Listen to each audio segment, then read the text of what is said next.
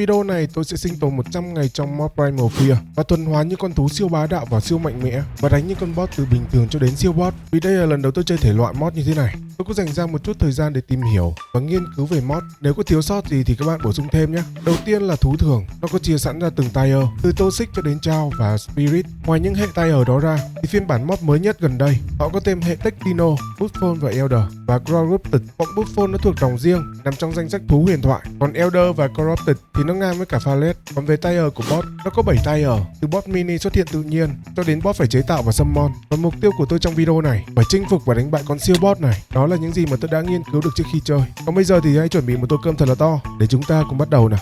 Vừa mới mở mắt ra là thấy mấy con xanh đỏ tím vàng bay phất phới rồi. Không biết là bọn này nó hiền hay là dữ. Tôi làm liều đến gần để xem thì thấy nó không có phản ứng gì cả. Tôi thấy người con này nó nẹt điện luôn. Tôi đoán nó là hệ điện rồi. Chắc là khoảng tier 2. Hiện tại thì chưa có ống nhòm nên chưa có xác định được bọn nó là hệ nào. Vì nó cũng không làm hại gì đến tôi, nên tôi cứ từ từ mà farm tài nguyên thôi. Trong cái mod Primal Fear này, nó có một cái cây giáo gây mê. Nguyên liệu chế tạo thì được kết hợp với quả đen, có thể dùng nó để làm thú ngủ luôn. Tôi chạy đi test thử với một con Parasol, nhưng trông có vẻ không ổn cho lắm. Lẽ ra nó nên đi chung với một cái Bola thì sẽ tốt hơn nhiều đấy. Mới đâm có mấy cái mà nó chạy mất tiêu. Nó còn chạy về hướng của con Bachi nữa. Tôi cũng không biết là con Bachi nó có khùng lên hay không. Tốt nhất là tránh xa nó ra. Đi dọc theo bờ biển tôi gặp con Bronto màu đỏ, chắc là tier 2, hệ Alpha rồi. Vì tôi thấy quả trứng nó rớt ra có tên như thế. Alpha thì chắc là tôi không chơi được với nó rồi. Chạy thêm một đoạn nữa thì gặp một đàn Piohawk, mỗi con nó mổ cho một cái hẹo luôn.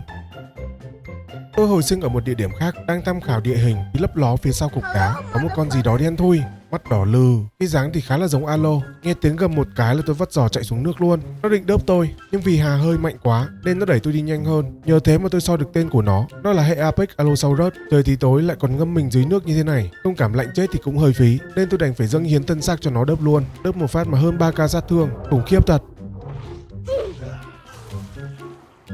Tôi có hồi sinh thêm vài chỗ khác nữa nhưng nó không khả thi cho lắm.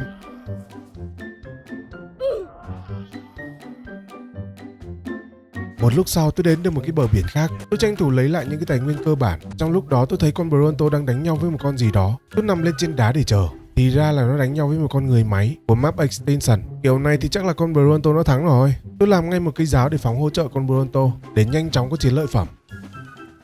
Đây là có ngay một cái xác công nghệ miễn phí. Nhưng hiện tại thì tôi đang cần ra thú hơn là những cái thứ này. Con Bronto đấy cấp cũng khá là thấp. Tôi làm liều phóng lao vào nó luôn, lợi dụng địa hình ở dưới nước để không bị tấn công. Nhưng đó là tôi nghĩ nó sẽ an toàn thôi, chứ còn con mập thì nó bảo không. Cũng may là hồi sinh lại ở gần ngay đó nên có thể lấy lại được đồ. Tôi phóng thêm vài cái nữa thì con Bronto nó cũng hẹo. Thế là có được cái mớ da ngon lành từ cái xác to đùng này. Có lẽ lúc này tôi nên đi tìm một con gì đó, ví dụ như là con bờ te, để di chuyển đi kiếm chỗ xây nhà là vừa rồi. Chơi 100% thú nhiều quá nên quên là mình phải bắt thú bay luôn anh em ạ. Ở bên chỗ này tôi thấy một con gì đó màu tím, không có ống nhòm nên là không biết nó hệ gì luôn. Nhưng ngay bên dưới đó là một cái xác của con Rex nằm vắt lưỡi, chắc là cho cái mồm đi chơi hơi xa, bị con chim hệ nguyên tố nó giết đây mà. Không sao, nhờ như thế mà tôi mới có một cái xác miễn phí chứ. Sau khi làm được cái bộ đầu bằng fiber, tôi chạy ra bờ biển thì gặp con bọ trữ nước. Tôi xiên nó và lấy được một ít chi tin, thứ mà tôi sẽ cần để làm yên cưỡi cho con bờ te đấy. Ở cái bờ biển này thì khá là nhiều bờ te, cứ thoải mái mà lựa thôi. Nó có từ cấp mấy chục cho đến mấy trăm luôn. Và tôi có gặp một con 416. Tôi dùng cái bola để trói em nó lại và dùng cây giáo turbo để xiên. Hình như là cấp của nó cao quá nên thành ra turbo của nó cũng nhiều thì phải. Với cái cấp độ này thì cũng phải mười mấy nghìn turbo là ít. Xiên một hồi thì cũng hỏng luôn cái bola và nó lại thoát ra được. Tôi quên mất là cái bola nó có thời gian hồi, ném sớm quá thành ra em nó bay mất tiêu. Tôi thì đành phải bắt một con thấp hơn một xíu vậy. Con này 160 cũng khá là ổn rồi. Mấy con này thì cũng là tạm thời thôi mà. Rút kinh nghiệm lần trước, lần này tôi xiên nhanh hơn để turbo nó dồn nhanh hơn. Đây có vài miếng thịt đùi từ xác T-Rex, tôi sẽ cho nó ăn để nhanh tỉnh. Kèm với chi tin từ con bọ trữ nước lúc trước thì tôi đủ để làm một cái yên, để khi nó tỉnh tôi đeo lên cho em nó luôn và có thể bay được luôn. Và để con bờ te nó bay nhanh hơn một chút, tôi dùng bola để trói mấy con bên dưới đất lại rồi cho con bờ te nó xiên để kiếm một ít cấp độ.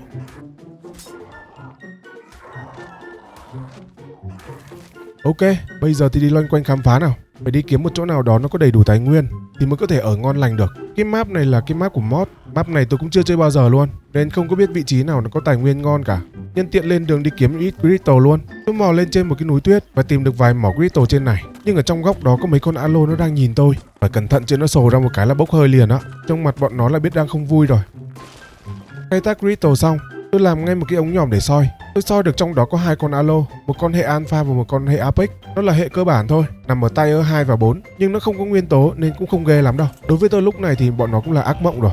Chỗ ngọn núi lớn giữa map, tôi có thấy một con Spirit Dragon. Nó nằm trong tier 9, nhưng nó là dạng boss chứ không phải là thú thường. Bọn này nó cũng là thứ dữ đấy, không đùa được đâu. Máu 11 triệu 7, turbo 5 triệu 8, đam thú hoang mà 3k1 lận, ghê vãi chưởng. Nhưng tương lai thì bọn này cũng sẽ là thú cưng của tôi thôi. Ở bên trên đỉnh núi tôi có thấy một cái công trình gì đó, trông giống như là một cái đấu trường vậy. Bên trong đó có một con gì đó với cấp độ 3000 luôn. Khả năng cao đây là boss giữ chấn map rồi. Chứ nếu như với cấp độ đó thì máu của nó ít cũng phải vài tỷ.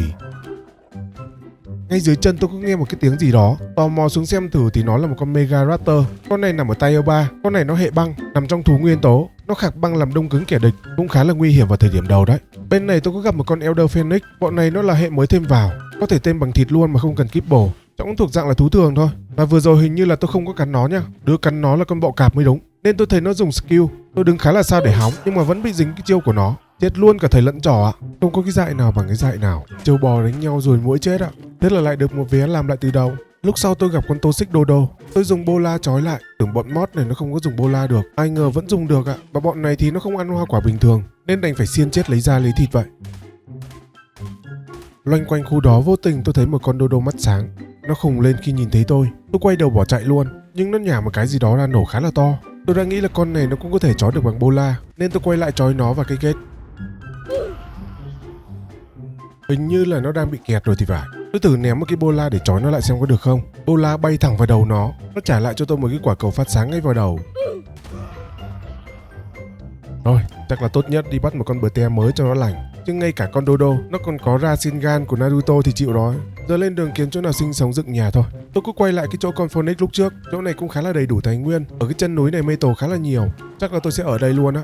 Tôi đặt một cái bàn chế tạo vật liệu xây dựng của mod xuống. Trong bản mod này nó có nhiều công trình xây khá là đẹp. Tôi bắt đầu đi lấy gỗ và đá. Tôi đặt một vài cái chân móng xuống, kèm với vài cái lò để bắt đầu nung metal luôn. Tôi sẽ cần phải có công cụ metal sớm để farm cho nó nhanh hơn. Trong lúc chờ metal nó có thêm, tôi đặt thêm vài cái sàn nữa để bọc lại cái tàn tích này để cho nó có điểm nhấn. Sau khi đã có metal, tôi đặt một cái bàn smithy, một cái bàn nâng cấp và một cái bàn smithy của mod và một cái bếp lò gì đó của Rhymophile. Không biết nó dùng để làm gì nữa.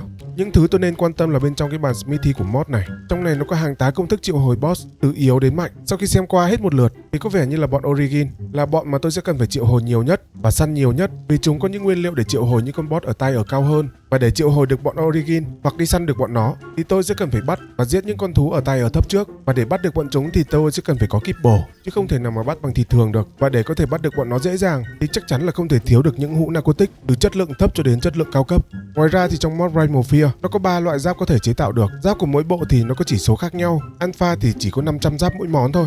Apex thì nó có 1000 giáp mỗi món, còn Rhymo thì nó có 1800 mỗi món. Và để chế tạo được những cái bộ giáp này thì cần phải có máu và da của bọn thú tương ứng như là hệ Alpha, hệ Apex, còn Rhymo thì bọn nó là boss mini rồi. Tôi nghĩ là sẽ có giáp xịn hơn chứ. Khả năng đánh boss xong là nó sẽ tặng cho thêm bộ giáp xịn hơn. Chứ chỉ thế này thôi thì làm sao mà chống được bọn cao cấp hơn nhỉ? Và món kibble đầu tiên tôi cần làm là món Toxic Kibble. Nó là thứ khởi đầu. Nguyên liệu nó cần là trứng chia thụ tinh của khủng long thường và một số loại hoa quả khác. Chắc dễ nhất là tôi sẽ đi tìm một con Dodo thường, bắt nó về cho nó đẻ trứng thì mới có thể làm được cái Toxic Kibble. Xung quanh đây metal khá là nhiều nên tôi có đủ tài nguyên để làm một cái nỏ xịn luôn. Kèm với đó là một ít narcotic thường và có thể nâng cấp nó lên loại của mod luôn. Cái narcotic này thì nó gấp 9 lần với narcotic thường, cỡ 10-15k turbo một mũi tên chắc là ngủ luôn á. Trong mod này thì chỉ cần nhúng đít bọn thú xuống dưới nước, xong bón quả trắng cho chúng nó ăn là sẽ đẻ trứng thôi. Tôi cũng muốn thử với con bờ te trước, sau đó thì mới đi bắt Dodo. Tôi cho con bờ te ăn một đống quả trắng luôn, thế mà không đẻ quả trứng nào cả. Nó toàn ẻ không à? Hay là do nó bay cao quá nên là không được nhỉ? Chắc phải nhúng hẳn xuống dưới nước thì mới được. Ở ngay gần đó tôi gặp một con Ankilo. Tôi bắt tạm một con về để farm metal. Gần chỗ con Ankilo, tôi thấy có 2 con gì đó tên là Mongo. Máu và sát thương của bọn nó khá là cao. Một con ăn Celestial Kibble và một con ăn Demonic Kibble. Nếu mà ăn Kibble cao cấp như thế thì chắc nó phải nằm ở tay R8, dạng thú cao cấp rồi. Tôi có bay lướt qua để xem chiêu thức của nó như nào. Con Featherlight nó thả ra một cái mảng thiên thạch, nó rơi liên tục làm vụ nổ lớn, nhưng nó chỉ trong phạm vi nhỏ thôi. Chắc là sát thương cũng khủng lắm chứ không vừa đâu. Ở đây có một con Dodo này, cấp độ thì cũng không quan trọng lắm, giới tính thì cũng không lo. Tôi có thêm mob FMK nên có thể cắt kill được luôn. Bắt xong em nó, tôi mang em nó về bằng cầu và súng thu thú. Sau đó là thả nó xuống dưới nước rồi bón quả trắng cho nó ăn. Nó vừa ẻ và đẻ luôn cả trứng chưa thụ tinh. và để bọn Dodo nó có thể tự động đẻ và tự động thu hoạch mà tôi không cần phải đụng tay đụng chân gì cả, thì có một cách là dùng cái máy Soul Terminal này, bỏ con Dodo cái vào trong đó, rồi giữ E vào máy, rồi chọn vào Option, chọn tiếp vào Automatic, nó sẽ hiển thị ra một cái bảng cài đặt như thế này. Trong này nó sẽ có những cái như là tự động lấy trứng chưa thụ tinh, hay là trứng đã thụ tinh, mật ong, phân từ mấy con khủng long nó thải ra, hay là hạt giống, nhưng phải có thú tương ứng thì nó mới có thể nhận được những thứ đó. Còn phần bên này thì tôi giữ nguyên luôn, tôi sẽ cần lấy cả phân nữa để sau còn làm chỗ trồng cây. Sau khi setting xong, nó sẽ có trứng ngay luôn, cũng tùy theo thời gian setting đẻ trứng của server nữa đây. Tôi sẽ cần phải bắt thêm vài con nữa để nó có thể đẻ năng suất hơn. Trước khi đi bắt thêm thì tôi sẽ cần lấy thêm hạt giống, rồi bay xuống dưới bờ biển. Tôi đặt một vài cái nền móng kèm một vài cái chậu trồng cây lên trên đó. Tôi sẽ trồng mỗi loại 2 ô, lắp đặt thêm nhà kính cho nó nữa để cho nó tăng năng suất hơn. Tôi đặt thời gian trồng cây nó khá là cao nên sẽ nhanh có quả sớm thôi. Trong lúc tôi đang dọn phân bón cho cây, bất ngờ có một con wyvern đang lượn lờ ngay gần nhà tôi. Thấy nguy hiểm quá nên tôi phải dùng con bờ te để dụ cho nó ra xa khỏi nhà trước khi nó phá nát nhà tôi. Ở trên cao quá cũng nguy hiểm, mà dưới thấp còn nguy hiểm hơn. Giờ phải nhanh chóng đi bắt thú thì mới có thể bảo vệ nhà được. Rau củ quả thì cũng đã có sản phẩm rồi. Tôi sẽ lấy cà rốt để làm toxic kibble trước. Phải có toxic kibble trước để đi bắt mấy con hệ toxic về cho nó đẻ trứng thì mới có thể làm được alpha kibble. Lúc đó mới có thể bắt được thú hệ alpha. Đi loanh quanh khám phá map, tôi gặp con Maywing. Không biết dùng Maywing trong cái mod này nó có ổn không nhỉ? Không biết là có ổn hay không, nhưng tôi cứ bắt trước một con về đã. Đúng một mũi thôi là ngất luôn. Bắt xong con Maywing, ở ngay gần đó tôi có thấy một con Legendary Pegasus, con ngựa có cánh đó. Nó là hệ thú huyền thoại. Bọn này hình như là có thể tiến hóa được sau khi bắt á, nhưng mà bọn này thì chỉ có để sưu tầm thôi, chứ yếu lắm. Tạm thời thì khám phá thế trước đã. Tôi sẽ đi bắt Toxic Dodo đã. Bọn này chỉ cần dùng bola để trói, rồi dùng giáo để xiên là được rồi. Và bọn này thì có thể cưỡi được luôn, mà không cần có yên cưỡi. Nhưng mà bọn nó cũng chỉ để làm công cụ đẻ thôi. Có hệ Toxic rồi thì tôi sẽ có trứng Toxic để làm alpha kibble. Và tôi cũng đã làm được 4 cái alpha kibble rồi. Trong mod FMK nó có thể chế tạo được hoa hiếm và nấm hiếm. Chỉ cần có metal thô là được rồi. Có cái này thì đỡ mất công phải đi farm. Chỉ cần đi farm metal là có tất cả rồi. Và nó cũng là nguyên liệu cần thiết để nâng cấp narcotic từ gấp 9 lần lên gấp 18 lần so với narcotic bình thường. Có narcotic này thì bắt hệ alpha nó sẽ dễ dàng hơn đấy. Ngay cạnh nhà tôi có một con alpha dimorpho. Bình thường thì con này nó nhỏ lắm, nhưng trong hình dáng alpha thì nó to vãi chưởng. Đúng là thú mod có khác. Chỉ số sát thương của nó cũng to hơn bình thường rất nhiều. Đấy là còn chưa tăng điểm đấy. Khi tôi tăng một chút điểm vào sát thương cho nó, có vẻ là nó to hơn rồi, nhưng đó mới chỉ tăng một chút thôi. Tăng nhiều hơn nữa chắc con này nó còn ghê hơn nhiều. Tôi bay loanh quanh để săn bọn alpha để lấy máu và da của nó để về làm giáp. Thì có gặp một con alpha defenser unit. Thấy chỉ số sát thương của nó chỉ có 200 thôi, máu của nó thì cũng 30k thôi à. Tôi lao vào cắn nó rồi tá hỏa vì bị nhận sát thương khá là đau. Nó không giống như tôi nghĩ một chút nào cả. Tôi đang không tin vào những gì mà tôi vừa mới thấy. Chỉ có bay lướt qua trên nó thôi mà bị nhận sát thương 1k đến 2k luôn. Thật ra là tôi vẫn không tin là tôi không thể giết được nó. Và thế là tôi lao vào thêm một lần nữa. Kết quả thì biết rồi đấy. Hẹo luôn con thú alpha vì mới bắt chưa đầy 5 phút. Vì không muốn mất đồ, tôi làm ngay một cái bàn dịch chuyển, đặt ở nhà và lấy lại cái túi xác từ nó. Mũi tên ngủ gấp 18 lần nó cũng đã hết rồi.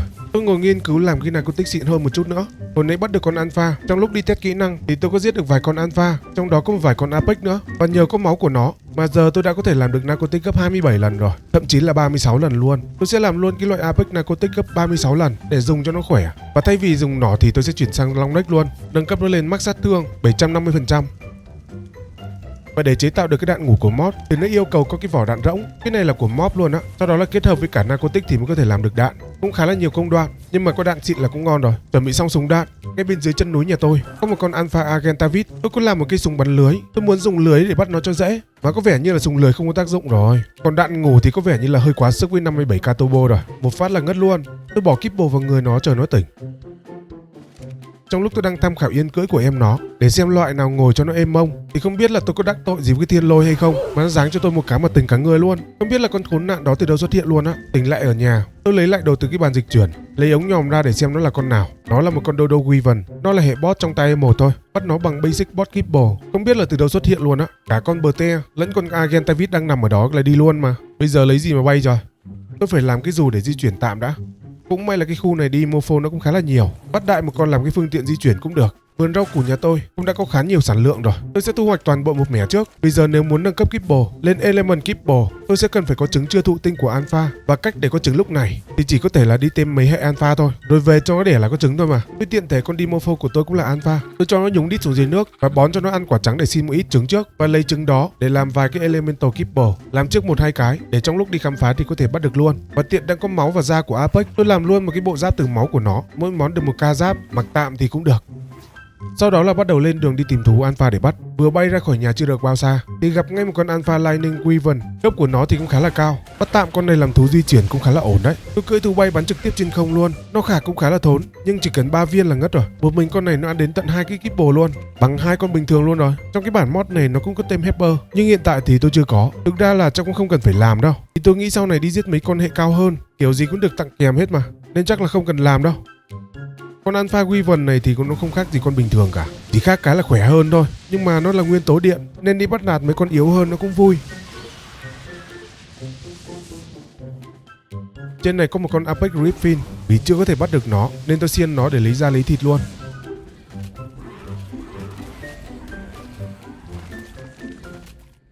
Và cứ như thế tôi bay sang khu sa mạc. Tôi gặp con hệ Demonic Tier 8, người nó bốc lửa luôn. Cấp thì chỉ có 80 thôi, nhưng sát thương của nó khá là cao. Tôi cứ nghĩ là 80 nó sẽ yếu lắm. Tôi dùng con Wyvern để khạc thử, mà như mỗi chiếc inox luôn, gãy ngứa cho nó luôn đấy chứ. Và tôi thấy nó không có tấn công hay là phản ứng gì cả. Tôi tưởng nó yếu nên làm liều đáp xuống dưới để chơi nó luôn. Và rồi cái kết thì nó nướng chui tôi luôn. Lần đầu chơi cái thể loại mob này nên thành ra là tò mò đủ điều anh em ạ. Cứ tưởng là mình mạnh rồi, ai ngờ còn yếu hơn cả con muỗi cơ.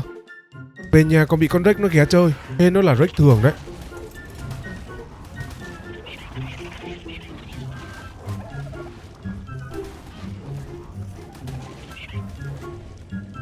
Sau đó tôi quay lại chỗ con Wyvern, may là em nó còn sống. Thực ra để con kia nó khều cái nhẹ nữa là cũng đi luôn rồi. Lúc sau tôi quay lại chỗ con Unix lúc trước, nó cũng là hệ Alpha và thấy nó cũng khá là mạnh nên tôi bắt em nó về luôn. Con này chắc cũng để trưng bày thôi, vì nó làm gì có giới tính đâu. Đi dạo ngoài bờ biển, tôi có gặp một con vẹt, nó ăn Elemental Kibble, chắc nó là hệ nguyên tố rồi. Nó cũng khá là yếu thôi. Khi gom xác của nó tôi có được Electric Filter, chưa biết là dùng để làm gì, nhưng có lẽ là sẽ có tác dụng đấy. Ở chỗ này tôi có thấy một con mốt chớp hệ Elder, mang em nó về farm quả với farm fiber cũng được ấy chứ. Hệ Elder thì cũng không có gì ghê gớm cả, tôi nghĩ chắc cũng tùy loại thôi. Lúc đầu bảo đi tìm thú Alpha để bắt, nhưng mà ham vui quá nên quên mất tiêu. Nên giờ tôi sẽ bắt đầu đi bắt luôn, tiện thể bắt thêm vài con Toxic nữa để có thêm vài cái máy đẻ trứng. Trong lúc đó tôi có gặp một con Rhymotech Triceratops, máu của nó gần 1m luôn. Bên cạnh đó là một con Buffer Megatherium, chắc là nó cũng nằm trong dòng huyền thoại thì phải. Tôi lấy con Wyvern để xin con Rhymo luôn. Sát thương cũng hơi bé nhưng mà chịu khó một chút, thì con Rhymo có trâu đến mấy thì cũng chết thôi. Mà một phát rút của con Triceratops nó cũng cả gần 50k sát thương chứ ít gì. Chỉ cần giữ khoảng cách với nó là ok rồi. Hết là bọn này nó không có chiêu thức gì tầm xa hay là diện rộng gì cả, chứ không là nãy giờ chết mấy mạng rồi đấy.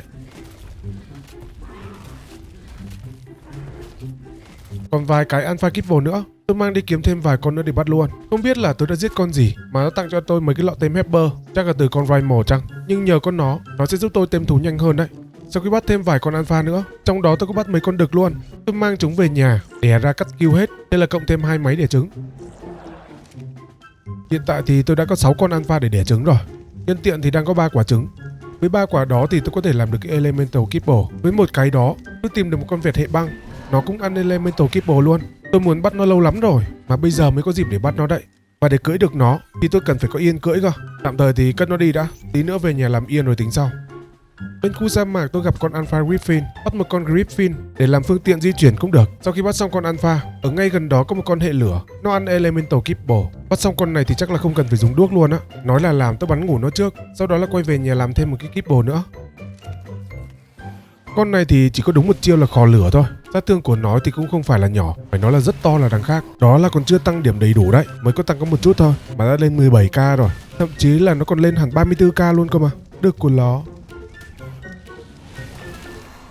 Còn con vẹt hệ băng nữa, tôi về nhà làm yên cưỡi cho nó, rồi mang em nó đi test luôn. Mỗi lần nó khạc ra khí băng sẽ làm đối phương đóng băng lại luôn. Nếu như con nào nó có bị dính hiệu ứng băng này thì chẳng phải là bá đạo quá sao. Tôi có đi thử với một con Rex, nó cũng bị đóng băng luôn. Trước đó ở khu này tôi có gặp một con Origin ở rìa rừng đỏ thôi. Tôi tìm đến nó và khạc thử thì có vẻ như là không phải con nào nó cũng bị dính hiệu ứng đó. Cũng đúng thôi, nếu như bất cứ con nào cũng bị đóng băng thì nó lại bá đạo quá rồi. Tôi có test thử lên con Rhino phía Cano nữa, nó cũng không có tác dụng gì luôn. Vậy là tôi xác nhận là con này nó chỉ có tác dụng với mấy con Tier thấp rồi nhá. Dù sao thì nó cũng nằm trong Tier Elemental. Tôi sẽ cho nó vào máy để làm công cụ đẻ trứng Elemental luôn. Tôi cứ ngó lại một số công thức Kibble cao cấp như là Mega thì có vẻ như là nó cần có thịt khô rồi. Hiện tại thì tôi đã có thiết bị điện rồi, có lò nướng điện thì cũng không cần phải lo. Và tôi cũng có test thử cái tủ bảo quản của Mob mà không biết nó dùng kiểu gì cả, chỉ biết là nó dùng lông băng và lông lửa để làm nhiên liệu đốt. Tôi có bỏ thịt nướng vào nhưng mà nó không có sấy, cho nên tôi đành phải đặt mấy cái tủ bảo quản của Vanilla để ủ đỡ trước cái đã. Sau đó là chế thêm vài cái Elemental Kibble để đi loanh quanh khám phá. Vừa mới đi ra khỏi nhà thì gặp ngay con Alpha Dodo Wyvern. Tầm này thì tôi chưa có thể bắt được nó rồi, nên tôi sẽ xiên nó luôn.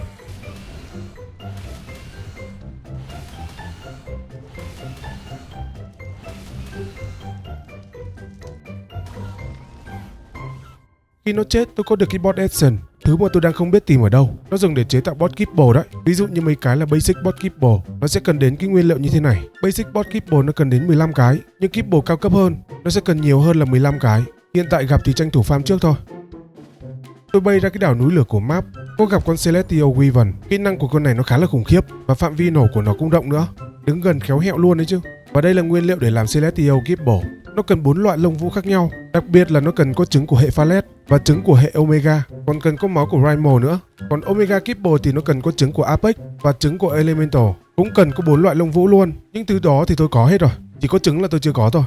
Và hình như là món Kibble cao cấp nào nó cũng cần có thịt ủ khô thì phải, nên tôi làm hẳn 10 cái tủ bảo quản luôn để nó xông khô thịt cho nó nhanh. Sau khi đóng xong 10 cái tủ, tôi muốn test lại cái tủ của mod thêm một lần nữa. Lần này tôi cho đầy đủ nguyên liệu kèm với lông vũ đỏ và xanh nó kết hợp với nhau, và thật bất ngờ là tôi treo có vài phút thôi là nó đã có vài miếng thịt khô rồi. Với cái tốc độ này thì chắc phải cả trăm cái tủ Vanilla thì mới có thể sánh bằng được. Vài phút là có một miếng rồi, nhanh cực kỳ luôn. Sau khi đã biết cách sử dụng rồi, tôi gom hết mấy cái tủ cũ lại, tôi đặt ra 10 cái tủ của mob để nó ủ cho nó nhanh. Ủ một lần là dùng đến hết game luôn á.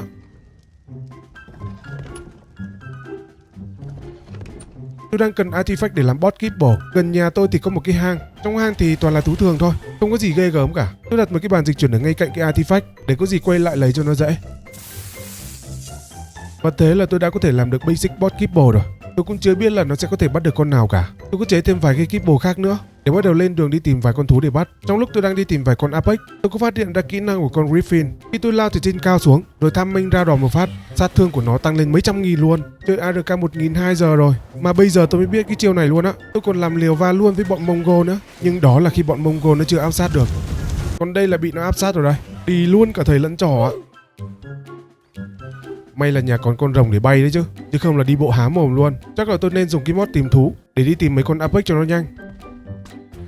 Tôi bắt được 3 con Apex để làm công cụ đẻ trứng, nhưng tôi đang cần vài quả trứng Apex trước để làm Kibble, nên tôi mang một con nhúng đi xuống dưới nước và bón quả trắng cho nó ăn để lấy trước vài quả trứng. Và thứ mà tôi muốn làm đó chính là Elemental Advent Kibble. Nó là loại Kibble cao cấp của Elemental Kibble và nó dùng để tên mấy con hệ bóng tối hay là mấy con hệ ánh sáng. Hiện thể đang đủ nguyên liệu, tôi làm thêm vài cái Spectral Kibble và mấy cái Omega Kibble. Nó cũng chỉ cần có trứng Elemental và trứng của Apex là đã có thể làm được rồi. Ở ngay sau nhà tôi có một con hệ ánh sáng, nó ăn món Advent Kibble mà tôi vừa mới làm xong. Tôi bắn ngất nó rồi tên luôn cho nó nóng. Kỹ năng của con này thì cũng chỉ khạc ra một cái tia ánh sáng thôi. Tầm của cái ánh sáng thì nó cũng khá là ngắn, nhưng sát thương của nó thì cũng không hề nhỏ đâu, gần 9k một phát chứ đùa đâu. Mà nó như cái bật ga khò lửa vậy. Thấy có vẻ ngon nên tôi về nhà làm thêm cái Kibble như thế nữa để đi tìm một con khác để bắt. Lúc bay qua sa mạc, tôi gặp một con Demonic Dragon, nó trong hình dạng của con Tony. Tôi cứ nghĩ con tôi đang cưỡi là bá đạo lắm rồi. Khi tôi lả lướt gây sát thương lên cho con Demonic thì có vẻ như là không có vấn đề gì. Và khi kiệt lại ngay mồm của con Demonic thì biết chuyện gì sẽ xảy ra ở đó. Vừa mới bắt xong con ánh sáng, ngồi còn chưa kịp nóng yên nữa cơ, đụng đến Demonic thì không khác gì quỷ dữ luôn. Nhà tôi bây giờ còn đúng một con Alpha Griffin, buộc phải mang nó ra để làm cái phương tiện di chuyển thôi. Trước đó thì tôi có làm vài cái Phallet Kibble. Tôi sẽ bắt 1-2 con trong hệ Phallet để làm công cụ đẻ trứng, sau còn làm Kibble cao cấp hơn nữa. Sau đó tôi mang Spec Kibble đi bắt thử con Pegasus huyền thoại. Tôi gặp con này từ đầu luôn rồi mà chưa có cơ hội để bắt, đến bây giờ thì mới có cơ hội để bắt nó này. Con này bắt xong thì không cần phải yên cưỡi, có thể leo lên và cưỡi được luôn. Sát thương cơ bản thì cũng khá là to. Và tôi thấy nó có một cái số đếm lần giết ở bên góc bên dưới.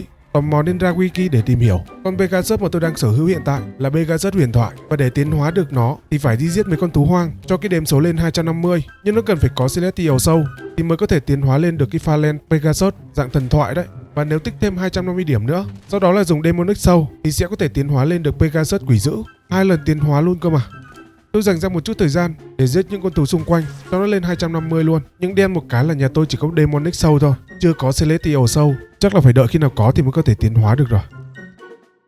Sau đó tôi có gặp một con vẹt hệ băng, bắt nó về làm công cụ để trứng Elemental cũng được. Lúc sau thì tôi có bắt được một con Mega Raptor hệ băng, nhưng đoạn đó thì lại quên bấm quay mất tiêu. Với cái đoạn nào kịch tính là kiểu gì cũng quên bấm quay. Bắt nó thì cũng không khó, chỉ là mém chết mấy lần thôi. Và nó thì ăn Elemental Kibble thôi. Tôi cưỡi con Mega Raptor đi khám phá thì gặp con Omega Wyvern. Đúng lúc tôi đang có Omega Kibble trong người, tôi sẽ tìm cách để bắt nó luôn. Tôi bắn nó trực tiếp trên không luôn, nhưng mà con này nó bay nhanh quá, khá là khó trúng. Với mỗi lần dính chiêu của nó thì cũng thốn lắm chứ đâu có đùa đâu.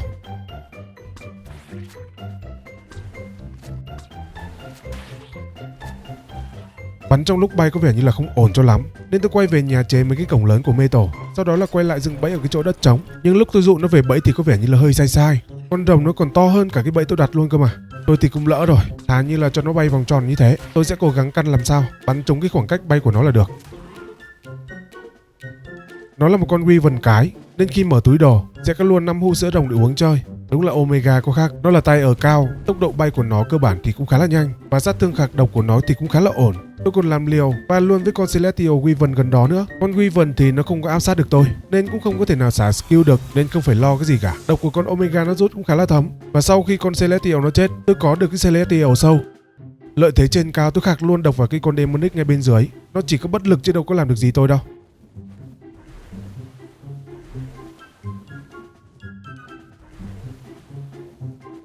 Celestial Soul đã có, tôi về nhà mang con Pegasus ra, cho nó tiến hóa thành Pegasus thần thoại.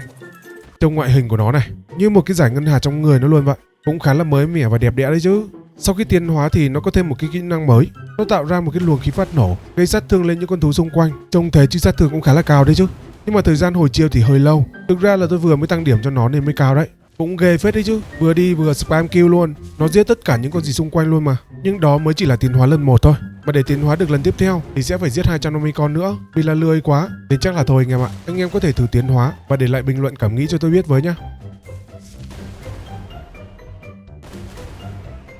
Hiện tại tôi đã có đủ những nguyên liệu cần thiết để làm Demonic Kibble và Celestial Kibble, chỉ còn thiếu một ít máu của hệ Primal thôi.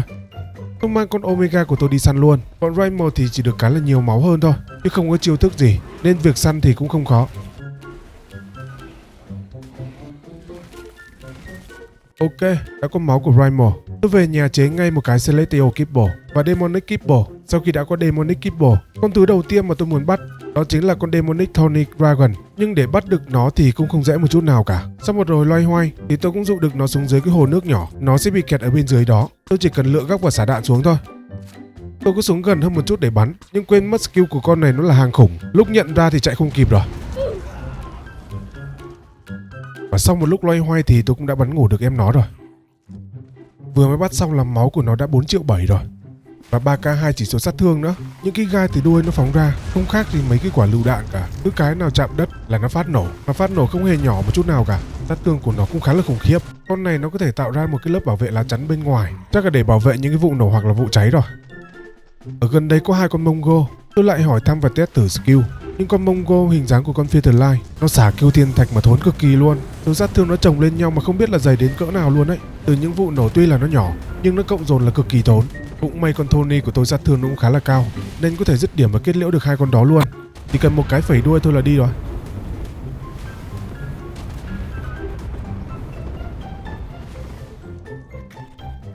Xong 2 con đó lên quá trời cấp, chỉ số sát thương từ 3k2 nó lên hẳn 32k luôn. Tôi sợ bị âm điểm nên là không dám tăng nhiều hơn.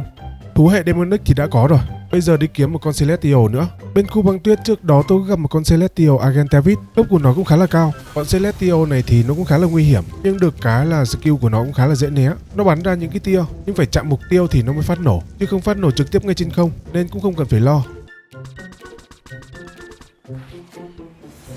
Sau khi bắt xong con Celestial, tôi thấy 2 con Mongo, nó cũng ăn Celestial Kibble và Demonic Kibble, cho nên tôi sẽ đi tìm 2 con để bắt luôn. Ở gần nhà tôi thì có một con Mongo, con này thì nó ăn Celestial Kibble, cứ mỗi lần nó xả kill là cũng khá là rén. Đúng một cái là chắc chắn là đi cả thầy lẫn trò.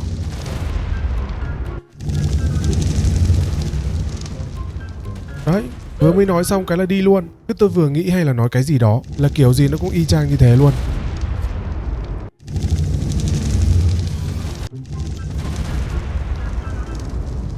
Cũng chật vật lắm thì mới bắt được nó đấy. Nó còn con Featherlight nữa, con đó thì nó ăn Demonic Kibble. Trước khi đi tìm em nó, tôi muốn test skill của bọn này trước. Đầu tiên là con Celestial. Nó có kỹ năng hồng nộ rồi phát nổ ra xung quanh, sát thương cũng khá là cao. Như này là sát thương chưa tăng điểm. Nó cũng có lá chắn bảo vệ nữa, nhưng mà không biết là bảo vệ cái gì thôi. Và nó có skill giống lúc mà tôi bắt nó khạc ra một đống tia từ miệng nó, và khi chạm vật thể thì nó phát nổ. Chắc là sẽ có sát thương đốt đấy. Còn con Mongo thì có vẻ như là ghê hơn đấy. Skill nào của nó cũng phát nổ hết. Nó có cả lá chắn bảo vệ lửa nữa, nhưng mà có một skill không dùng được. Nó yêu cầu là cần phải có con Mongo Featherlight ở gần nữa thì mới có thể dùng được cái chiêu đó. Sau đó tôi lên đường đi tìm con Mongo Featherlight để bắt. Trong lúc đó thì gặp một con Griffin hệ băng. Tôi cũng chưa bắt nó bao giờ cả. Đồ nó ăn là Elemental Kibble. Tôi sẽ bắt luôn lấy cái di chuyển cũng được. Sau một lúc thì tôi cũng tìm được con Mongo Featherlight. Nó ở bên khu băng tuyết luôn. Nó đi theo cặp nhưng mà tôi tách nó ra được. Con này nó khá là nguy hiểm. Phải giữ vị trí với nó chứ không là đi luôn á. Tôi bắn ngất nó ngay trên mặt nước nên thành ra nó bị chìm xuống đáy biển rồi. Tôi phải về nhà làm ngay một cái bộ đồ lặn, sau đó mới quay lại lặn xuống cho nó ăn được. Bắt xong cái là mang em nó đi test luôn. Sát thương cơ bản của nó cả triệu luôn đấy. Ghê thật sự. Đó là khi nó ở một mình. Còn khi nó có đôi có cặp thì khác. Skill nào cũng có thể dùng được hết. Và sát thương của nó cũng được cộng thêm rất nhiều. Nó đi theo cặp khỏe điên luôn á. Tôi nghĩ là để mang hai con này đi phá làng phá xóm là cũng đủ dư rồi.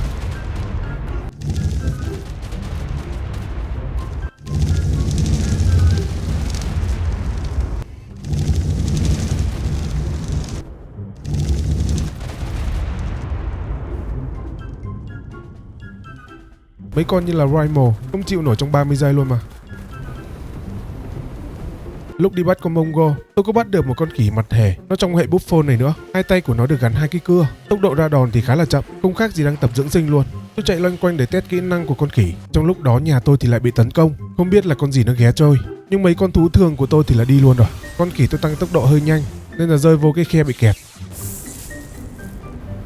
Nhà tôi banh luôn một góc mà. Đấy là có hàng rào rồi nhá. Mà bọn nó vẫn qua được. Chắc tốt nhất là tôi nên lắp cửa vào trong mấy cái cổng của hàng rào luôn, để không con nào nó có thể chui qua được. Tầm này chắc là tôi có thể đánh được mấy con boss cơ bản rồi. Tôi mang con Demonic đi săn hệ Origin với số máu cực khủng. Demonic kết hợp với cả một cặp đôi Mongo. Nhìn số sát thương của cặp đôi kia nó gây ra thì tôi nghĩ là thêm con Demonic nó hơi bị thừa rồi.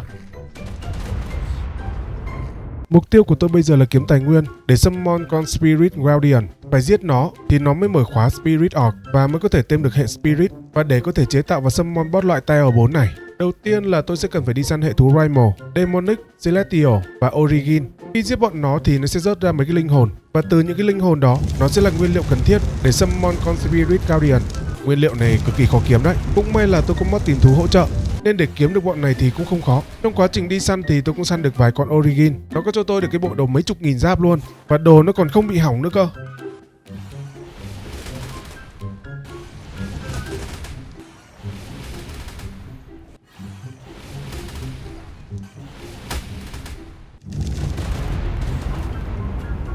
Thật sự là quá ngon. Sau khi tôi giết Demonic quá nhiều thì bắt đầu nó xuất hiện ra một con khỉ Demonic. Tôi tìm góc để bắn ngủ nó luôn vì tôi thấy có vẻ nó khá là linh hoạt.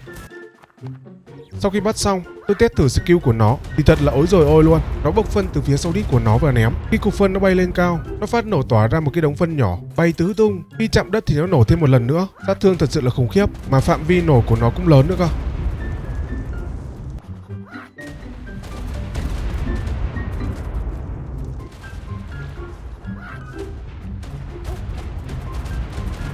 Tôi cho nó solo với con Origin. Tôi thấy có vẻ như là nó còn mạnh hơn cả con Tony nữa luôn á.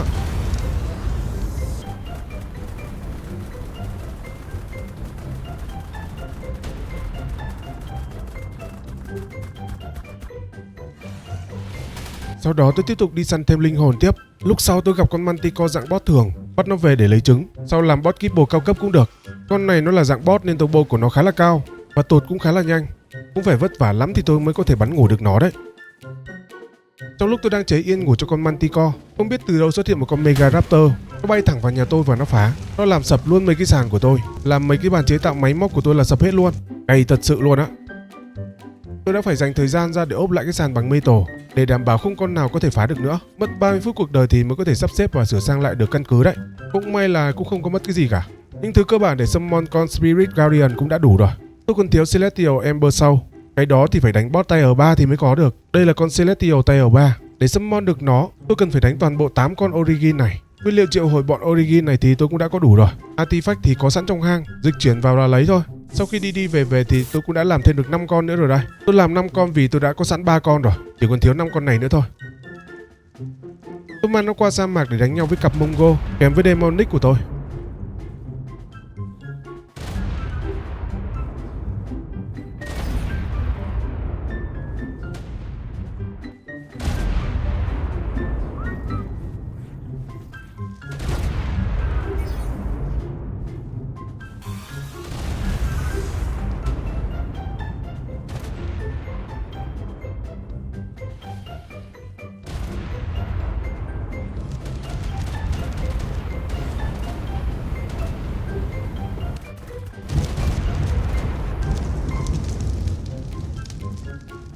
Sau khi đánh xong 5 con boss Tier 2, tôi đã đủ nguyên liệu để triệu hồi con boss Tier 3.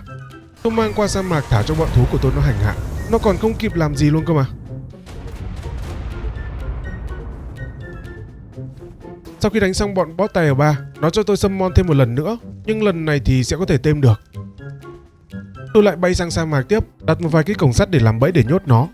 Nhưng đó chỉ là tôi nghĩ thôi. Nhưng khi thả nó ra thì nó ở vị trí khác. Cái bẫy này chắc bằng cái bàn chân của nó thôi chứ mấy. Mà nó xả kill phải nói là nó rộng khủng khiếp.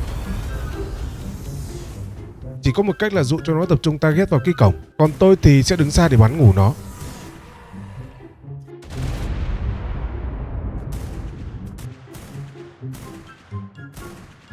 Sau khi bắn rất lâu, tốn cũng rất chi là nhiều đạn, thì tôi cũng bắn ngất được nó rồi đây. Tốn rất nhiều đạn luôn á.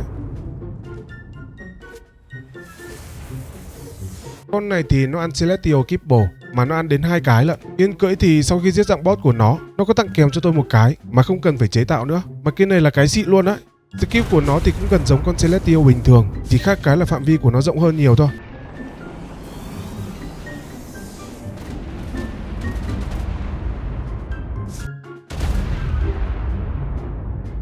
Và món summon boss Tier 4 cũng đã chế tạo ra được rồi đây.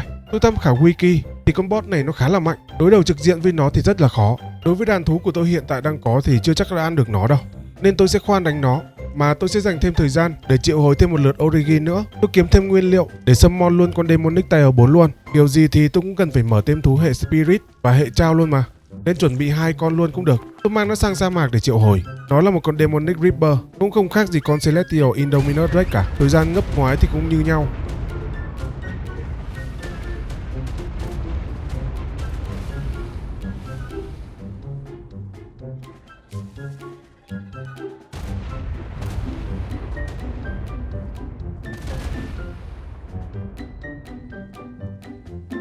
Sau khi giết nó xong thì tôi cũng thêm được một cái lần triệu hồi nữa, cũng giống với con Indominus Rex.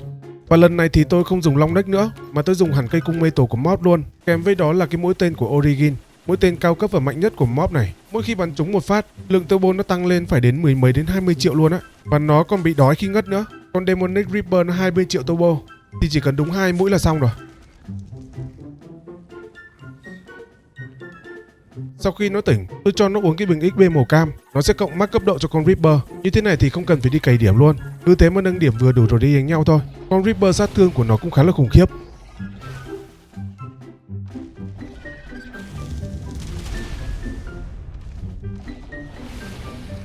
Đây rồi, sau khi gom nguyên liệu mãi thì tôi đã có thể chế tạo được cái món summon con Chao Guardian rồi. Tôi sẽ mở khóa thêm cả 2 hệ Spirit và Chao cùng một lúc luôn. Và để đánh được con này an toàn, tôi tìm đến một cái hang, đặt mấy cái cổng để chắn cái lối vào. Bên trong hang thì tôi đặt một cái bàn dịch chuyển, để lỡ có hẹo thì vẫn quay lại được cái hang này. Con Demonic thì nó sẽ đứng bên trong này để xả kill ra. Kế hoạch là như thế. Sau khi chuẩn bị xong, tôi chạy ra bên ngoài để summon con boss Spirit Tier 4 ra. Sau đó là chạy ngược vào bên trong để ngồi lên con Tony để xả kill. Xả được một tí thì lại không thấy con boss đâu cả. Chạy ra ngoài ngó thì nó quay lại. Lúc chạy vô thì không hiểu sao không cưỡi được con Tony nữa. Nhìn kỹ lại thì nó hẹo từ bao giờ rồi.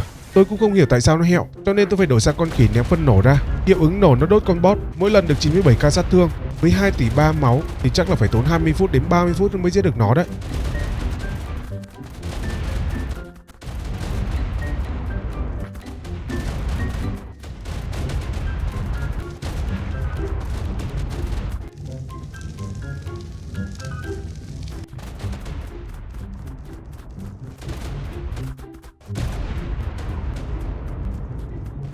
Thật sự là cũng không biết là trong bao lâu thì tôi mới có thể giết được nó, nhưng cũng mừng vì đã giết được nó rồi. Sau khi tôi giết nó xong, ngay phía bên ngoài tôi gặp một con Spirit Wyvern. Nhân tiện vừa mới mở khóa bọn này, tôi bắn ngủ nó trước. Sau đó là về nhà chế một cái Spirit Orc, rồi quay lại tên nó luôn. Kỹ năng của con này nó khạc ra một cục đờm màu trắng, khi chạm đất thì nó sẽ phát nổ ra mấy cái tia màu trắng. Những con thú lảng vảng trong cái khu vực đó là chết hết.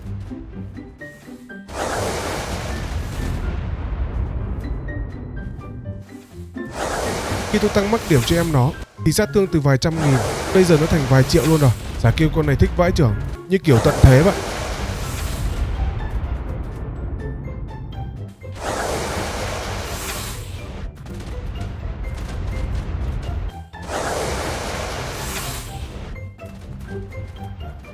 Dưới chân nhà tôi thấy có một con boss nhện, nó là dạng boss thường thôi. Tôi cũng đang cần thêm vài con boss thường nữa để có thể bổ sung vào trong máy đẻ trứng. Chứ lúc trước thêm một con Manticore thì nó hơi chậm tiến trình một chút. Con này turbo của nó chỉ có gần 1 triệu thôi, nó cũng không quá nhiều nên dùng súng ngắm là đủ rồi. Nó ăn một cái kíp hồ, tôi tặng thêm cho nó một cái tem helper để cho nhanh tỉnh hơn. Thế là cộng thêm một cái máy đẻ trứng cho hệ thống. Trong lúc tôi đang đi loanh quanh tìm con gì đó để bắt thì không biết từ đâu xuất hiện một cái vụ nổ từ skill của Celestial.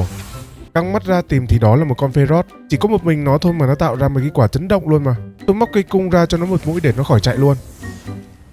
Tôi cũng mang theo kíp hồn nên là có thể bắt được luôn. Bình thường con này sẽ phải ăn element thì mới có thể biến hình được, nhưng trong mod thì nó biến hình luôn rồi. Và chiêu thức phát nổ của nó vừa rồi là nó ném ra một cái quả cầu phát sáng lên trên không, và quả cầu đó nó nổ ra những cái quả cầu nhỏ hơn lan tỏa ra xung quanh. Khi chúng chạm vật thể thì lại nổ thêm phát nữa, và nó tạo ra mấy cái vùng chất nhầy trông như chất phóng xạ vậy. Tôi nghĩ những cái vùng này nó sẽ có sát thương đốt đấy.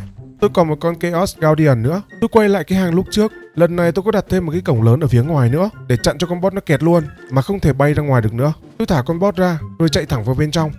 Và tiếp tục là dùng con khỉ để ném phân ra bên ngoài. Máu của con Chaos là 2 tỷ mốt, thấp hơn con Spirit một chút.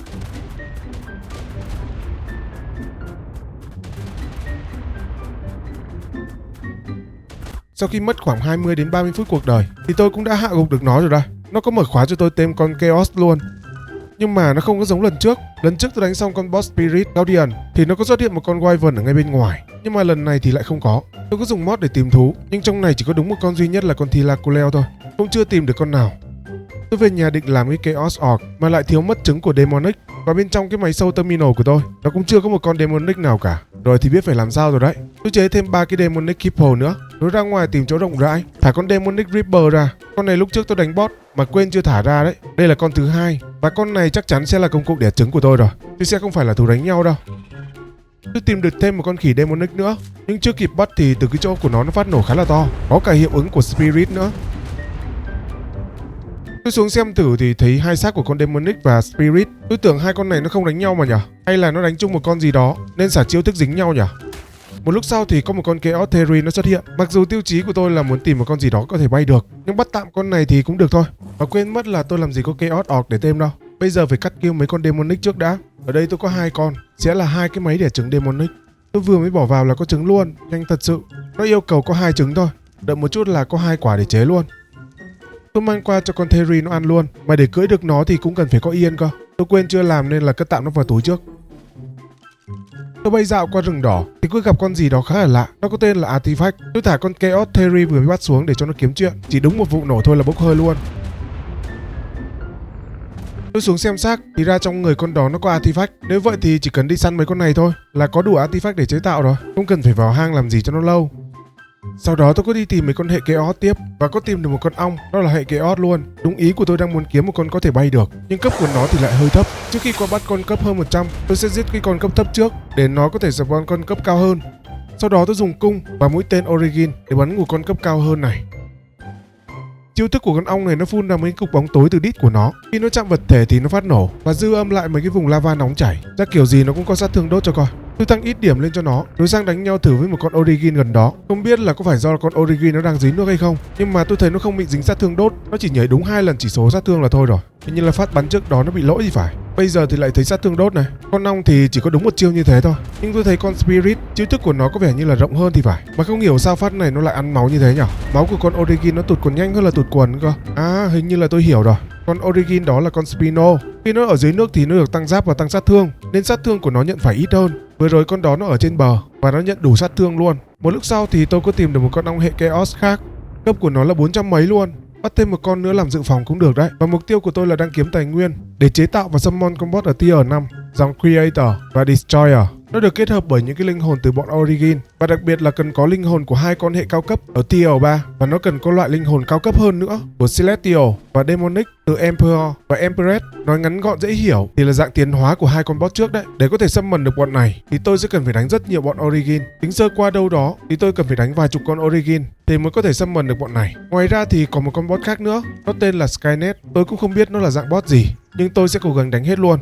Vừa chuẩn bị đi kiếm linh hồn thì gặp ngay con Dodo Wyvern boss. Tiện đây tôi bắt về bổ sung vào cái máy đẻ trứng luôn.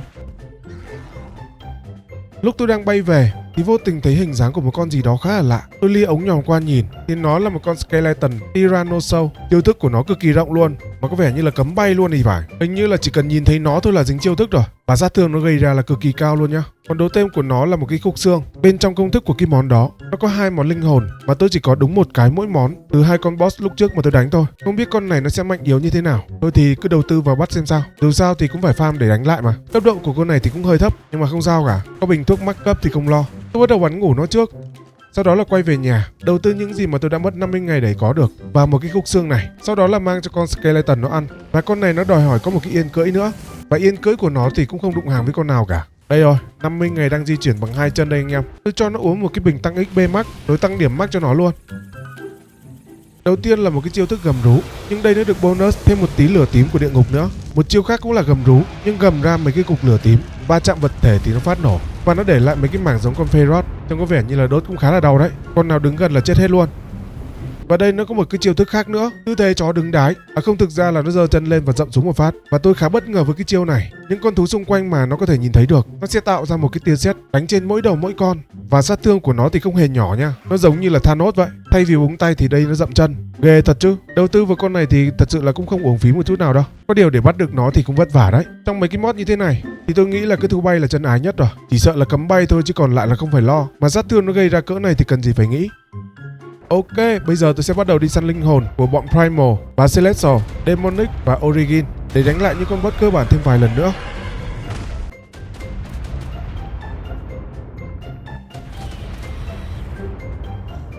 Trong khoảng thời gian đó thì tôi cũng bắt thêm được một con ong hệ Spirit nữa. Hiện tại là có hai con hệ mạnh nhất rồi. Tầm này thì cũng không cần phải ngại gì nữa rồi. Tôi chỉ lo một điều là không biết bọn này nó có thể đánh nổi được siêu boss không nữa. Đi săn linh hồn, tiện săn luôn mấy con có artifact trong người luôn.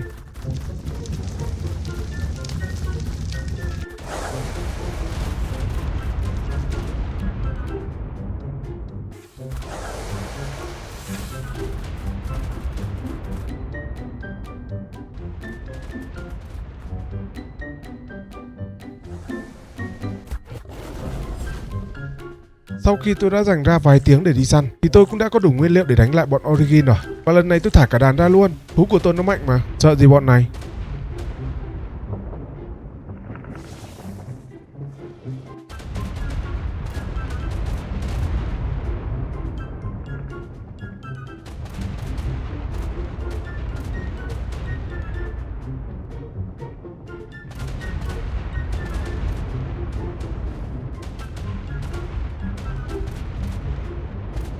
Đánh xong Origin thì đánh tiếp luôn boss tier 3, hai con Indominus Rex và con Reaper đấy.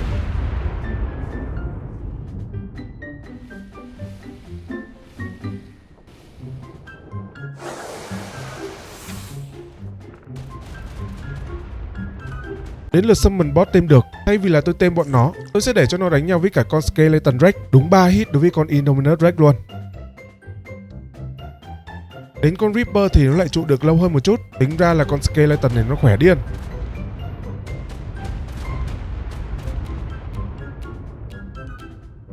Sau đó lại tiếp tục đi săn thêm linh hồn. Và thời gian này là ăn xong là chỉ có đi farm thôi đấy.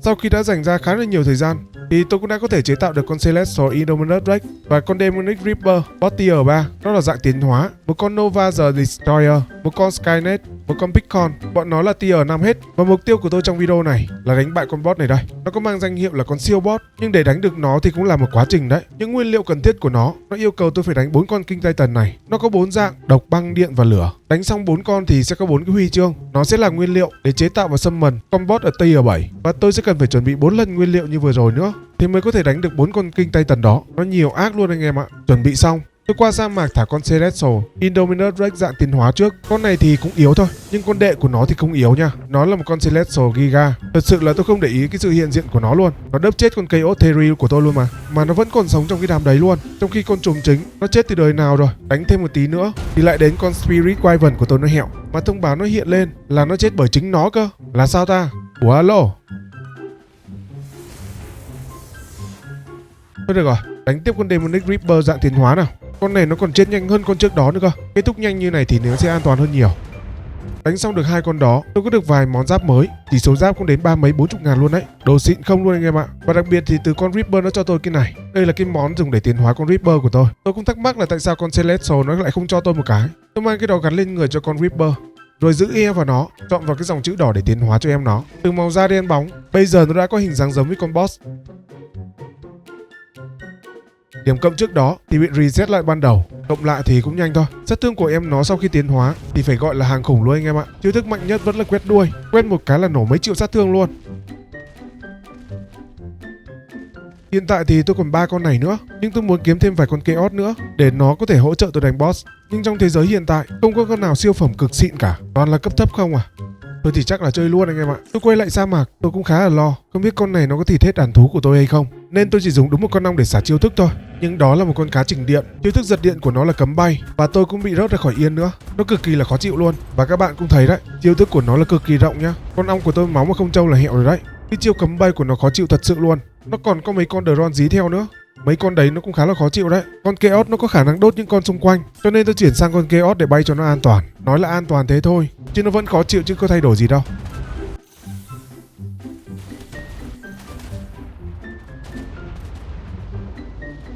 Không còn cách nào khác, tôi buộc phải thả mấy con thú của tôi ra để hỗ trợ tôi đánh con cá trình điện đó. Không biết là một con Reaper nó có thể ăn nổi không, vì tôi thấy con Pickon nó đến 2 tỷ máu lận. Và trước đó thì tôi có lỡ tay thả một con ong ra. Đúng lúc này thì con cá nó nẹt điện cấm bay, rớt từ trên không xuống. Tôi có nhảy ra khỏi yên rồi nhưng mà con ong vẫn chết. Thực ra là chết luôn cả 2 con ong cơ.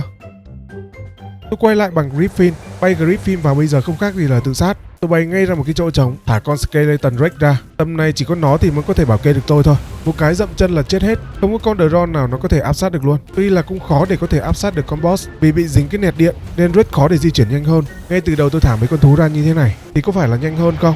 Nhưng mà không sao, chỉ là chết 2 con ong thôi mà. Con Pickon nó chết, nó để lại cho tôi một quả trứng của nó. Trứng này có thể ấp ra được một con giống như thế luôn. Và từ con Pickon, nó cho tôi một cái bộ đồ tech với số giáp là siêu khủng. Chắc tech cũng là đồ cuối cùng của cái mob này rồi còn gì nữa nhỉ. Đấy, đánh xong con Pickon, nó có cho tôi một cái món tiến hóa của con Celestial. Mà không hiểu sao tôi không tiến hóa được cho con Indominus Rex. Nó cũng là Celestial mà không được nhỉ. Sau đó tôi có bắt một con gấu Celestial và tiến hóa cho nó thì lại được. Thế mà lại không tiến hóa được cho con Indominus Rex chứ. Lần đầu tôi chơi mod này cũng không hiểu tại sao. Anh em biết thì cho tôi ý kiến với nhá. Ở bên dưới nhà tôi có con nhện hệ Apex, nó là dạng boss. Trước đó thì tôi cũng có bắt một con Alpha boss và cũng có sẵn trứng để bắt con này luôn rồi. Cho nên nó sẽ được một vé làm máy đẻ trứng của tôi. Sắp tới khả năng sẽ cần đến trứng của nó đấy. Và tôi cũng muốn test khi con Celestial nó tiến hóa lên thì nó mạnh cỡ nào. Tôi thấy nó thả thiên thạch từ trên trời xuống và nó còn cấm bay nữa thì phải. Cũng khá là ghê đấy chứ. Đây có con Demonic hắt hơi cái là cũng chết luôn mà.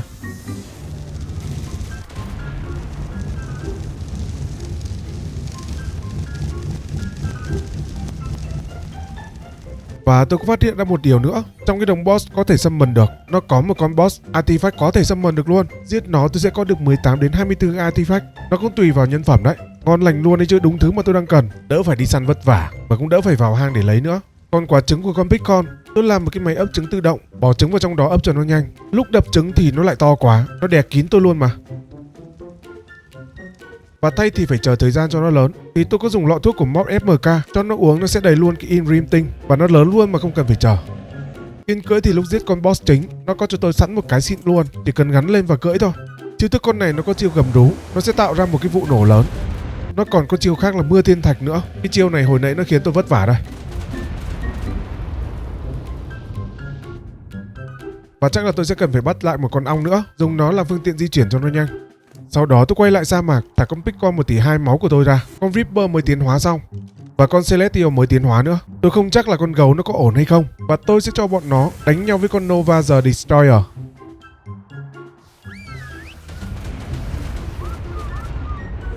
Chiêu thức nó nổ mà tôi không nhìn thấy một cái gì luôn mà. Toàn màu xanh với màu tím anh em ạ.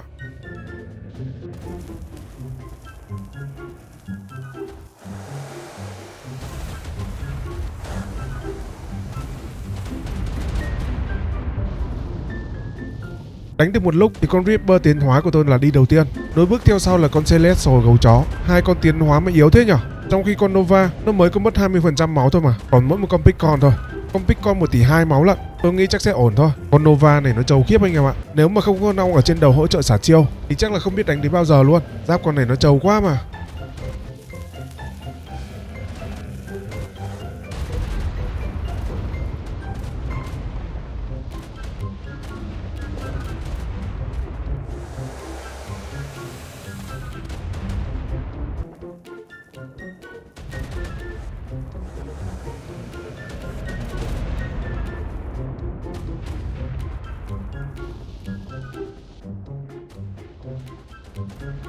Khi con Nova nó chết, nó để lại cho tôi một quả trứng của nó, giống như con Pickon, có thể nở ra một con tương tự như thế luôn, kèm với món đồ tiến hóa. Nhưng hiện tại tôi làm gì còn con gì nữa để mà tiến hóa đâu. Tôi thì cho đại một con khỉ nó tiến hóa cũng được, làm đồ trưng bày thôi cũng được.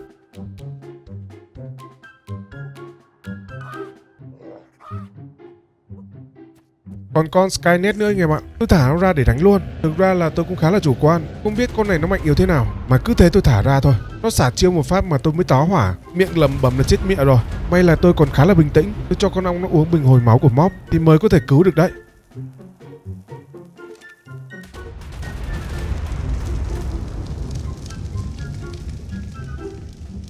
Và con khốn đó nó thịt luôn con Pickon của tôi anh em ạ. 1 tỷ 2 máu mà nó nhai cái rộp luôn mà. Tôi không biết nó là cái thứ gì luôn đấy. Nó chuyển mục tiêu sang tôi. Con ong của tôi thì lại không bay được nữa. Nó cứ thế lao vào cắn xé tôi. Máu thì hồi không kịp.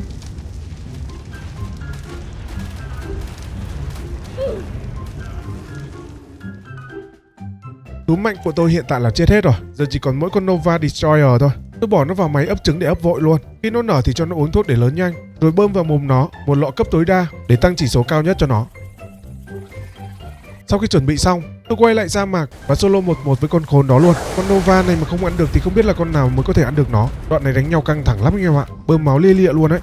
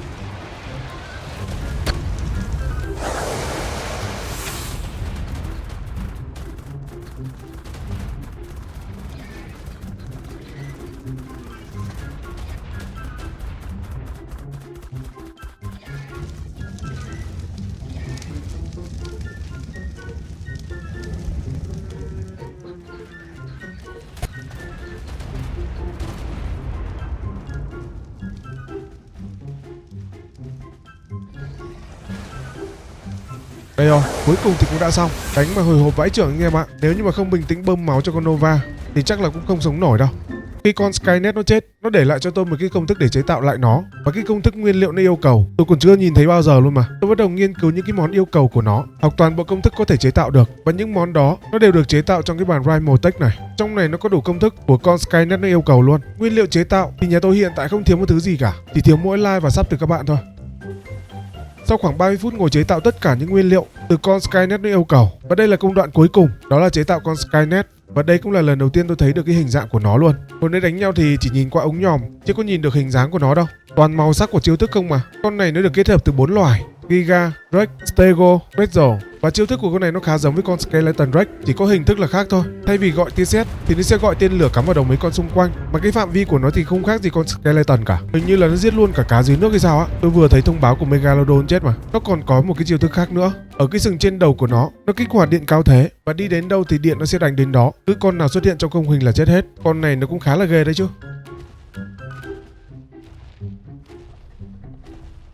Bây giờ sẽ là thời điểm mất rất nhiều thời gian đây. Tôi sẽ phải đánh lại boss từ tier 3 đến tier 5, mỗi lượt là 3 lần nữa thì mới có thể summon được 4 vị King Titan. Và tôi cũng đang cần thêm artifact nữa. Tôi chế 2 con boss artifact rồi mang nó qua sa mạc để hành hạ. Tôi cứ nghĩ trong đầu là bọn nó sẽ giống với con mà tôi săn ngoài tự nhiên. Ai ngờ nó còn vừa to mà nó còn vừa trâu nữa cơ. Và nó có chiêu thức gồng điện làm rớt cả yên nữa cơ. Lần 1 thì lại không sao, nhưng mà đến lần 2 thì khác. Nó đưa tôi về nhà luôn mà.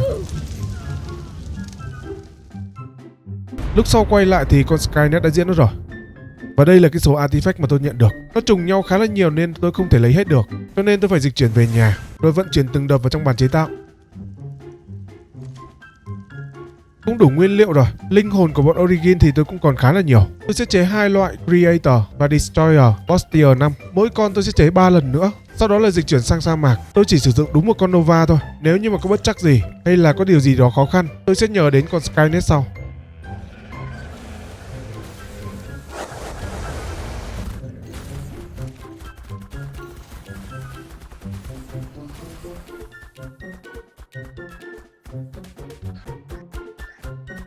Ê, tôi quên anh em ơi. Con khốn này nó có chiêu giật điện rất điên.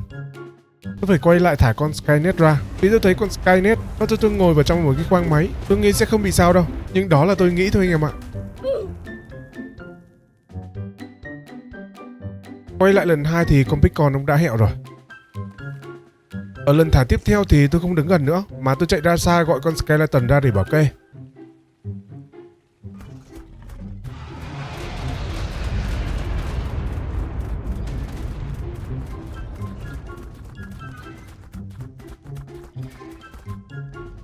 Xong con thứ 2 là có thêm quả trứng nữa.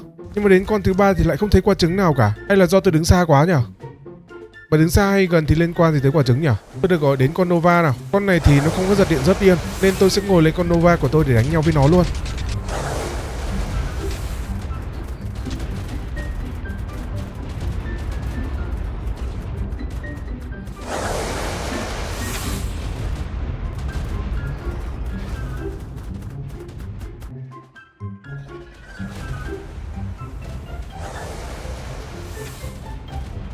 Đây là lượt đánh thứ 2 rồi.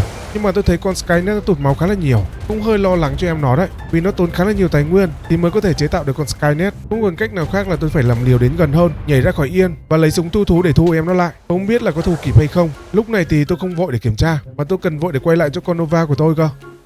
Cũng may là con Nova của tôi nó đứng một cái chỗ khá là an toàn, nên tôi có thể quay lại và tìm được em nó. Thôi thì chắc bây giờ cứ solo 1-1 thôi. Con Nova tôi cưỡi, nếu như mà nó yếu máu thì tôi còn có thể xử lý được. Cứ thả thêm một con đánh cùng thì khó xử lý lắm.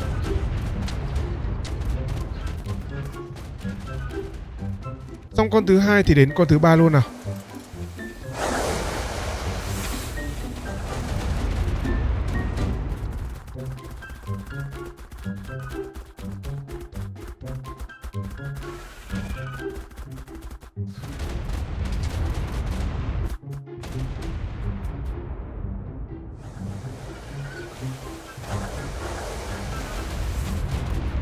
Vừa rồi tôi không biết là tôi có nhìn nhầm hay không, mà tôi soi ống nhòm thấy quả trứng nó rớt ra trước khi con boss nó chết. Chắc là sợ quá rớt cả trứng đấy mà.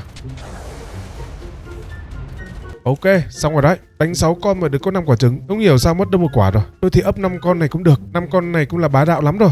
Lúc sau tôi cứ kiểm tra lại thú trong túi thì thật bất ngờ là con Skynet của tôi nó vẫn còn sống. Tôi tưởng nó chết rồi cơ. Tại pha đó tôi không thấy thông báo là đã thu cầu thành công. Máu của em nó còn đúng 5,3 triệu thôi. Đúng là kỳ tích luôn mà.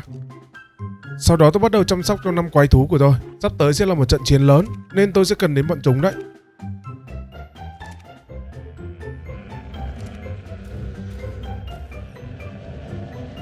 Tiếp theo tôi chế tạo 4 con King Titan Boss ở tier 6, nó có 4 vị, tôi phải đánh cả 4 con luôn thì mới đến được con siêu boss, cũng khá là hồi hộp, không biết sẽ thế nào khi đánh 4 con này nữa. Tuy là trong tay của tôi đang có 5 con boss ở tier 5 nhưng mà vẫn thấy lo lắng một chút nào đó. Đồ triệu hồi cũng đã có rồi. Tôi qua sa mạc thả con King Titan đầu tiên đến nó đối đầu với 5 con thú cưng của tôi, kèm với một con Skynet nữa. Úi ôi, nó lag thì thôi nhé luôn anh em ạ.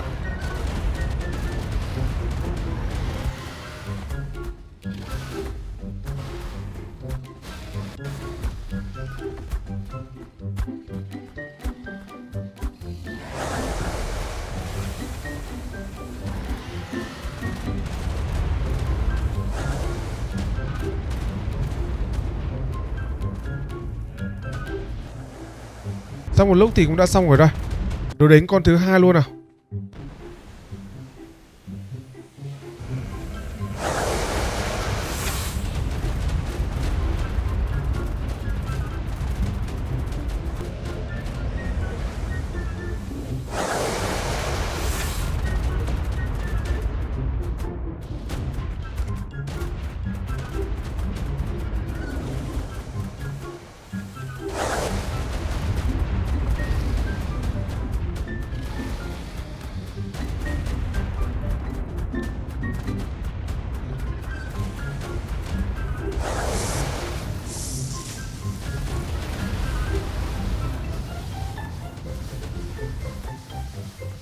Xong con thứ hai rồi.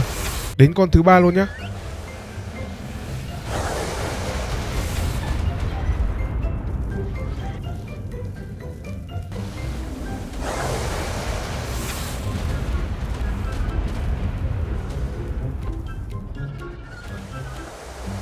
Tôi vừa mới thấy con Nova của tôi nó thấp máu quá. Tôi đợi lúc con King Titan nó bị ngu, tôi chạy lại thu em nó vào cầu, rồi thả ra lại để hồi lại máu, rồi cho em nó lao vào đánh nhau tiếp.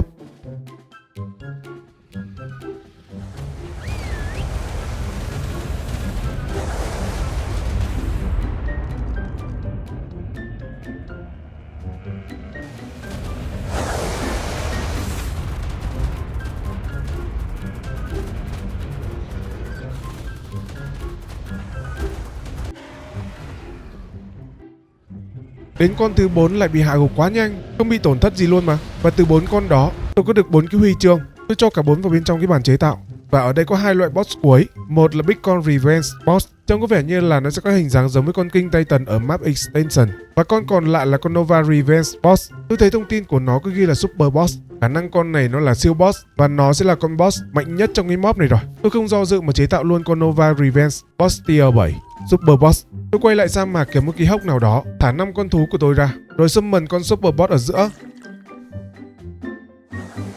Ui ôi, con này sao to thế nhở? Con Nova của tôi to bằng đúng cái cẳng chân của nó thôi đấy. Con này nó chỉ có 13 tỷ máu thôi, chắc là ăn được. Và lúc nó hết máu thì tôi tưởng nó chết rồi.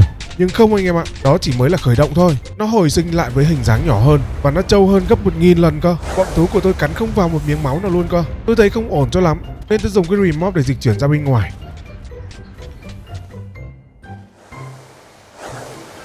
và cố gắng gọi mấy con đang ở bên trong đó ra. Trước đó thì tôi có cẩn thận gắn cái tracker cho bọn nó rồi, nhưng cũng quá muộn để gọi bọn nó ra. Có một vài con bỏ mạng ở đó rồi, chỉ có thể kéo ra được một con Nova, một con cá trình điện và con Skynet thôi, còn lại là hẹo hết rồi.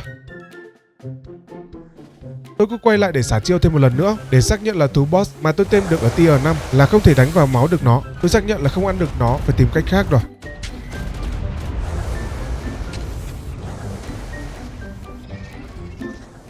Trong lúc bay loanh quanh tìm một con gì đó thì tôi có phát hiện ra một con Spirit Manticore. Nó là thú boss. Tôi tham khảo trên Reddit thì có mấy anh nước ngoài trên đó có nói là bọn Spirit Bot nó có thể hạ gục được con Nova dạng tiến hóa đó. Tôi không biết là có đúng hay không, nhưng tôi sẽ bắt con Manticore này để thử. Bắn chúng có một cái thôi mà nó dí thì tôi nhé luôn, chạy không kịp luôn anh em ạ. Mình nó mạnh ác luôn á, mà đã bắn chúng rồi thì chắc chắn là không thể nào mà tỉnh được.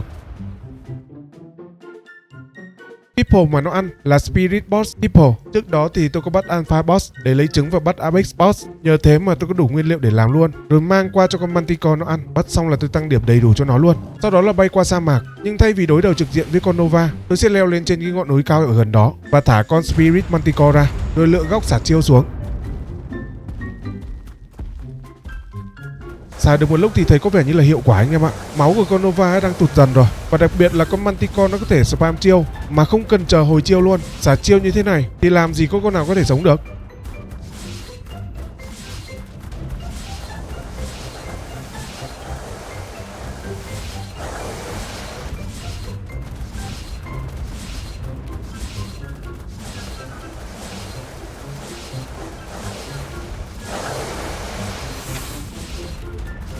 Lúc gần hẹo thì tôi chạy xuống dưới để kết liễu nó luôn, vì sợ lỡ nó có đồ thì đứng gần còn nhận được hết, đứng xa quá là không có nhận được đâu.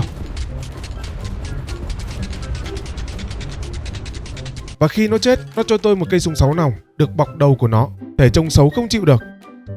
Và để bắn được thì cần phải gồng lên cho nó xoay trước thì mới có thể bắn được. Được cái là đạn vô hạn luôn, sát thương thì cũng mấy trăm nghìn đấy chứ ít đâu.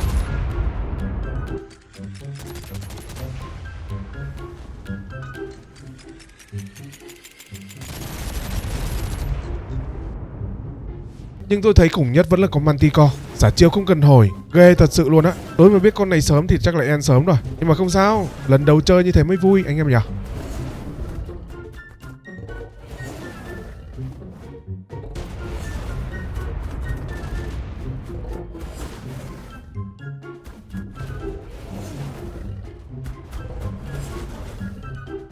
Và đó cũng là kết thúc 100 ngày sinh tồn và thuần hóa thú từ yếu cho đến siêu mạnh, kèm với đánh boss từ yếu cho đến siêu boss trong mod Primal Fear. Mod sau các bạn muốn xem mod gì nhỉ? Nhớ để lại bình luận nhé. Và nhớ bổ sung thêm kiến thức cho tôi nhé. Và còn một điều nữa, nếu thấy video này hay thì đừng quên cho tôi xin một like và một sub. Cảm ơn các bạn rất nhiều.